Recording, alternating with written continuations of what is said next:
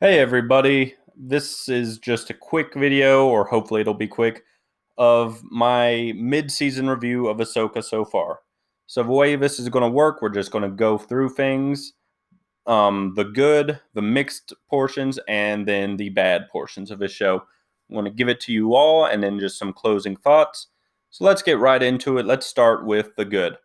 First thing I want to praise is the music. So the music in this show it's not exactly John Williams music, what we're all used to in Star Wars, but it is very good in its own right. Um, some particular moments that stood out to me are the beginning sequence of the whole show where Balin and Shin attack the New Republic vessel. It's this kind of piano piece with a very foreboding tone to it. I like it very much. Another great piece of music is the end theme of the show. It's very memorable and it just has this very grandiose feel to it. So that's thing number one. Thing number two I want to praise is the visuals. Um, it's insane to me, especially the visuals of the settings.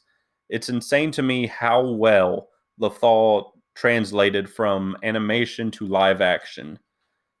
It looks fantastic. It looks exactly as it did in the show, but so real and lived in at the same time. Everything from the city itself to the grassy plains to the communications tower where Ezra lived, it all looks fantastic. Another visual set piece that really comes to mind is the planet where Morgan, Balin, and Shin are all operating off of. I don't remember the name of this planet at this moment, but it's just you have this ancient temple on the edge of a cliff.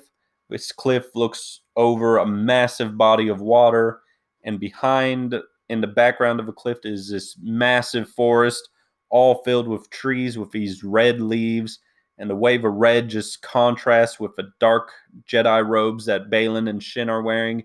It creates this fantastic aesthetic that's just so inspired and distinct, unlike something like Kenobi, for example, where all those set pieces felt very uninspired and dull. Like, what was even the set piece of that final duel? It was just bleak, rocky, mountainous place, I guess. Um, but no, the visuals of this show are fantastic. Next thing I want to praise is the vibe and the feeling that's captured here. It feels like the original trilogy. I've always said Rebels is the only other thing in canon that really captures that original trilogy feel. But now this gets to join the ranks of that. It just feels like that very same universe that was presented to us in the original three movies. And I think that's a great thing because the original trilogy is by and far the most beloved part of, most universally loved part, I should say, of all Star Wars. Next thing I want to discuss is this is more of a net positive. There's some mixed aspects in here, but I'm going to get into that at a later time. Is the characters and the plot. Most of the characters have a good arc going for them and just have great characterization in general. I do have a few minor gripes, but I'm going to get into those in a separate video. The plot, it's good. It does have a few things that annoy me, which I'm going to get into later.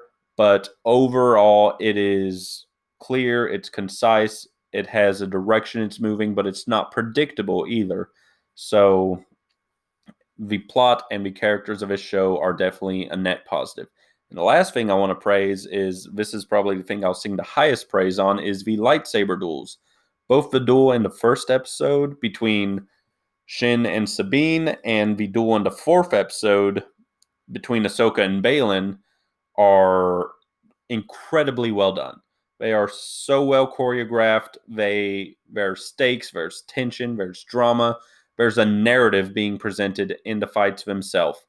Balin steals the show. He has such a distinct style of lightsaber combat. His movements, excuse me, are all very um, powerful and stiff. And I don't mean that in a negative way. I know that stiff can kind of have a negative connotation when you're talking about combat scenes, but the way he moves, it's a very distinct style and it comes off as very powerful. And that just lends itself very well to these fight scenes. I would even go as far to say as these are the best lightsaber duels that we've gotten in the Disney era, in live action, of course, because there's been some great animated duels as well.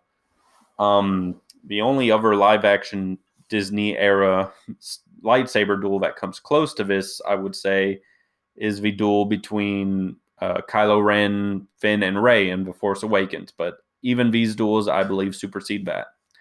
So now moving on into the mixed aspects of a show, the biggest thing is the elephant in the room. You have to have been a Rebels fan to really enjoy this show.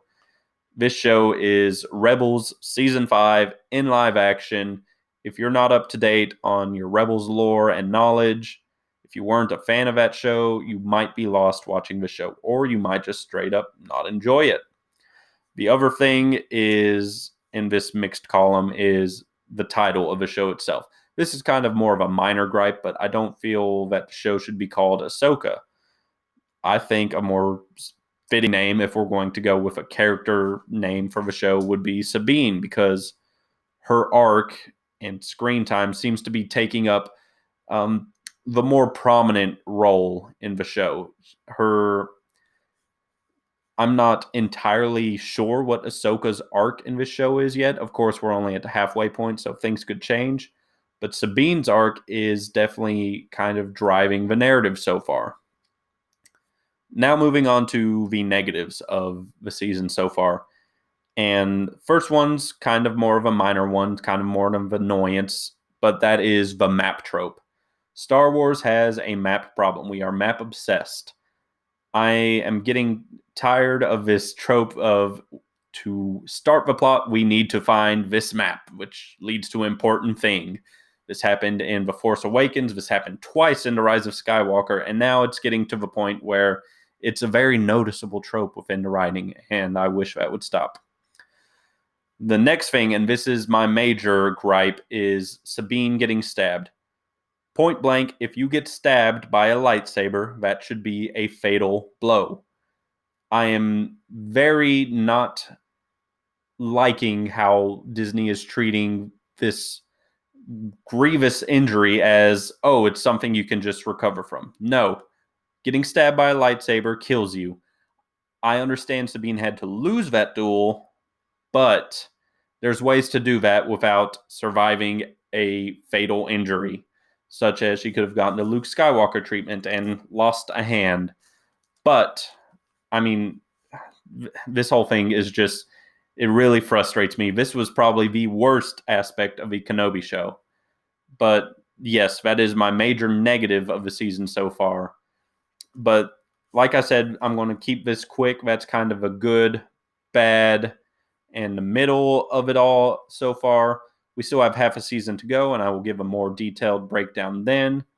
And I also have a video planned for later detailing the characters in this show, kind of character by character, what's going on. But until then, I will see you next time. Thanks for watching. Please feel free to comment below. Give me your takes on the show so far. I would love to engage with you all. But until then, bye, guys.